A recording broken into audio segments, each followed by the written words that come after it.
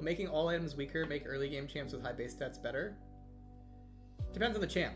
But generally, if every item is weaker, that means gold is worse, right? So you scale worse, and your gold scaling is worse, which means that characters with better innate power outside of gold scaling will be better. So an example of how this has happened in the past is there's seasons where we have nerfed AD carries' ability to scale. We've just gutted their scaling, right? During those seasons, there are 3 AD carries that always end up overpowered. Can anybody guess who they are? If you gut the scaling of the AD carry class, what are the 3 AD carries that tend to be OP at the end of it? Or look OP at least. There's 3 of them. Someone's like Seraphine and Swain. Bro's a genius. Smartest man in the world. The answer is Varus, Ashe, and Jhin. And the reason Varus, Ashe, and Jhin tend to rise to the top when we gut AD carry scaling is because they are utility-based AD carries. They bring power that has nothing to do with the damage their auto attacks are doing. Ashe CCs you, and so as an example, that there was this one season where AD carries started out really weak. I think it was like 2017 or 2016, and what you then saw was Varus, Ashe, and Jhin rising to the top. And your immediate reaction to that might be, Varus and Ashe and Jhin are OP. But usually, when the best AD carries you can play are Varus, Ashe, and Jhin, it is usually a canary in the coal mine for AD carries can't scale. That's usually what's going on when Varus, Ashe, and Jhin are the strongest carries you can play. Because it's an indicator that AD carries scaling in terms of auto attack damage isn't working out for them for any given reason. And so instead, you pick an AD carry that's not about scaling auto attack damage, which tends to be Varus, Ashe, and Jhin because they have the utilities. And so yeah, so with the new items, it is possible that AD carries are weaker because... 1 second. It is possible that AD carries are weaker because they're losing some scaling. So is everybody else.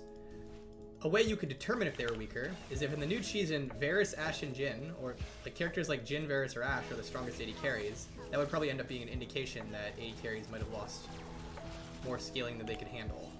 Whether or not that's going to happen is a different question, though, right? Because yes, a lot of AD carries are losing stats, but so is everybody else. So who knows? Oh, actually, this is a great talking point here.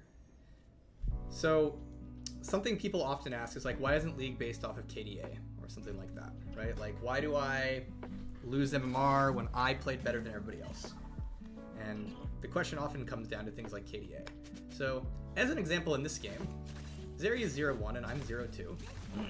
You could say I'm a bad boosted Yumi main, and that might be true. But one of these deaths that I have, I sacrificed myself to keep Zeri alive, which was the correct play, I would argue. Assuming Zeri is going to get hooked, it is better I die than her, right?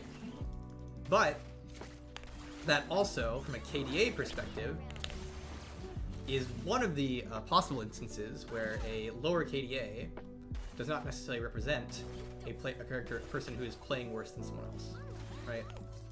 Now, of course, we're not winning our lane, so our KDA compared to like Shaco or Mordekaiser, it's like, yeah, those characters are doing better. But if you look at the scoreboard, right now, I am doing the worst out of everybody, which might be the case. But it is also possible that like that thing that I did to save Zeri could have made her 0-2. And the thing there is like, you change the incentive scheme, right? When I look at split 3, I see 80 carries losing the most power since they lose everything, whereas there's a lot of multiplicative stats, whereas assassins are kind of buffed. A lot of people rather just say that assassin nerf because their damage is down. What is the game design perspective on these two? I mean, everybody is down, right? Assassins are going to be down, 80 carries are going to be down. I'm assuming tanks and other characters are going to be down as well.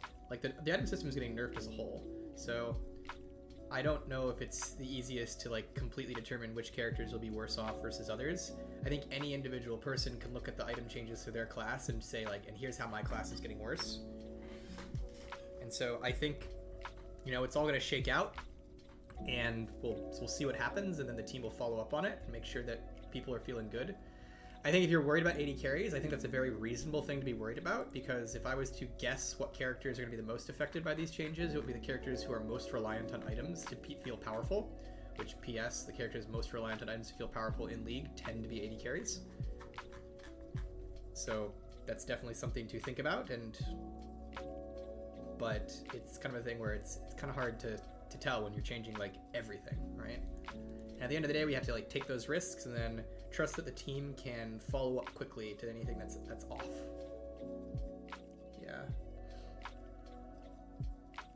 Wouldn't it be a good idea to allow people to reset entire rank progress and start from 0 instead of creating new? No, it's not. The problem is the creating new. It's not that you can, it's not about resetting. So what I mean by that is like making it being really, really trivial to create a Smurf account. That's a real problem, right?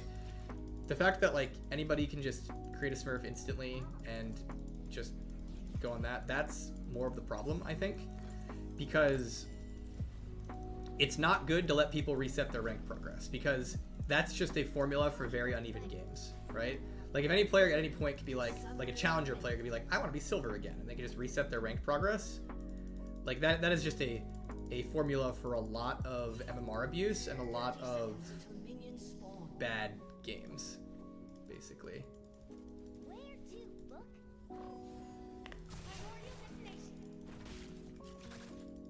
Yeah. And so it's fairly important that for the most part, players' MMR is representative as close as possible to their skill. Now, of course, at the start of seasons, we do a bit of a squishing of MMR to like give you a new, fresh start, and that's intentional. But as an example, there's a reason we very rarely, if ever, do full MMR resets. And one of the reasons for that is, in the short term, it could create fairly negative game experiences in terms of players just being at their wrong MMRs. League of Legends tends to be a much better game when the players in the game are somewhat evenly matched. Thoughts on Deadlock? I haven't played it yet, so I don't know exactly, but it looks really, really, really good. And one of the ways you can tell if a game is really, really, really good, especially when it comes out, if people are just playing it for fun. Which seems kind of obvious, but like a lot of games, the way they get you to keep playing it is they give you a lot of like outside stuff. They're like, here, you should play ranked and get your MMR up, and you should get chests, and you should farm these currencies and all these things, and like that's how they get you to keep playing it. Whereas if like a multiplayer game comes out, and there's no incentive, like almost no incentive to play the game, except it's just fun to play the game and get better at the game, that's huge. That's massive. That is a big deal. And Deadlock seems to have that going for it. Where, as far as I can see, the people who are playing it, they're playing it because it's just incredibly fun to play and learn and get better at. So it looks really good. I need to try it.